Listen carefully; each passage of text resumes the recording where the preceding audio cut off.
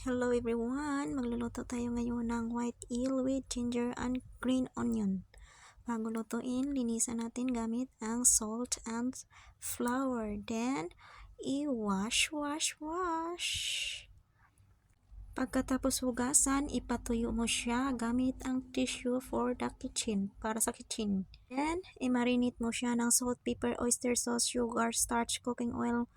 I-marinate mo siya ng 30 minutes and then i-ready mo na siya muna ang garlic, onion, and ginger.